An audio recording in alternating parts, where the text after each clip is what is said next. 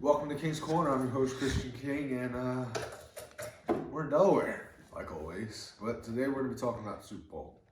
First, I'd like to say, me and my guest yesterday, Justin Villarreal, were dead wrong. We were dead wrong.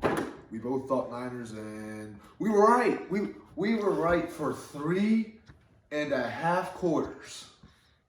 And then Kyle Shanahan did the same thing he did in the Super Bowl 3 years ago. You have one of the best running games in the NFL. You get a 5-yard carry on 1st and 10, and then if you keep on running, you're going to milk the clock and maybe get another touchdown, make it 27-17. Chiefs would not have come back to that. But you know what you do? You throw the ball with Jimmy Garoppolo. And boy, was I wrong on Jimmy G. I was saying all of last week, Jimmy G's going to come back in a clutch with 3 minutes to go. And I thought I was right because 24-20, 3 minutes to go, he has the ball. I thought I was about to look like a genius. But you know what happened? Want to know what happened? Jimmy G said, hold on. Let me take off this Brady imposter that I was showing in the first 2 quarters, last 2 quarters. And let me put back on my Jimmy Garoppolo suit that everybody says I'm mediocre. And he misses a wide open Emmanuel Sanders. You know, if he hits him in the chest, not only are we saying Jimmy G is a lot better than what we're thinking, the storylines today would have been Jimmy Garoppolo outplays Patrick Mahomes in the biggest game of the year. That would have made everybody shocked and impressed. But here's also something. Kyle Shanahan, Jimmy Garoppolo, hello. You guys only passed the ball 8 times to 36 times in the NFC Championship game. I wasn't expecting to see the same thing, but I wasn't expecting to see Jimmy Garoppolo come out with more passing attempts than you guys did rushing attempts.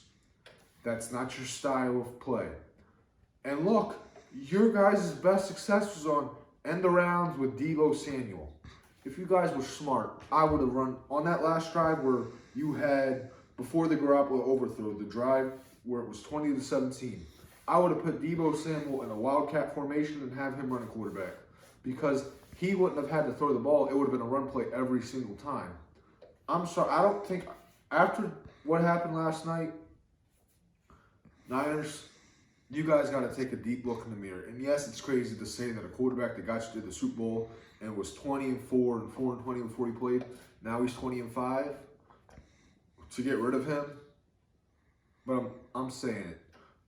If you guys want to win another Super Bowl in the next 10 years, because you guys have the young talent to go on to win 10 Super Bowls. With Jimmy Garoppolo, I could say you might win 1. Not even.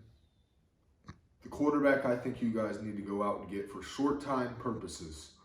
Trade Jimmy Garoppolo for a 1st or 2nd round pick because you're going to get it, guaranteed. Get Tom Brady. Let him come in, work this system because he knows how to win. You got his backup who, yeah, he's good, mediocre, average, maybe slightly above average. Tom Brady at the age of 43 will still be better than Jimmy Garoppolo could ever wish to be in.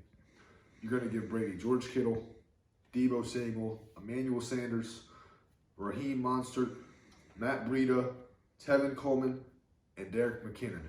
I bet you didn't remember that name. So that's a 4-headed running back room. Usually you hear a 3-headed or 1-2 punch, just a Derrick Henry. No, they'll have a 4-headed running back monster next year. And that defense is still young.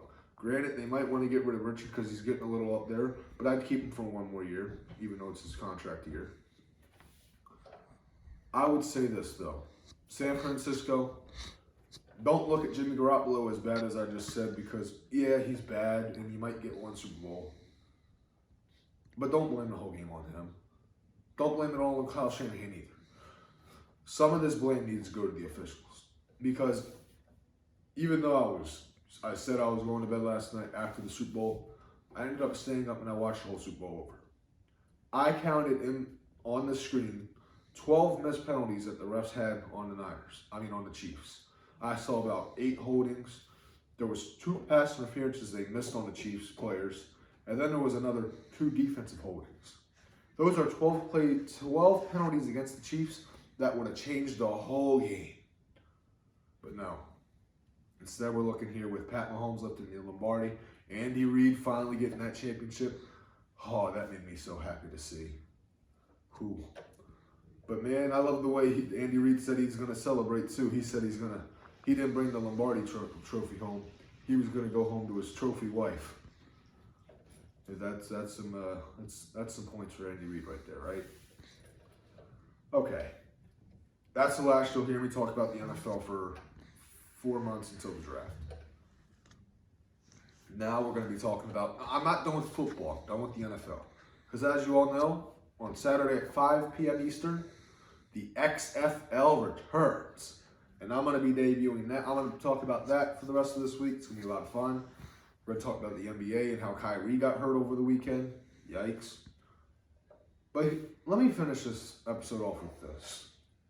Lakers, you have Kobe night on Friday night. And what do? You don't win for Kobe. You lose on Kobe night?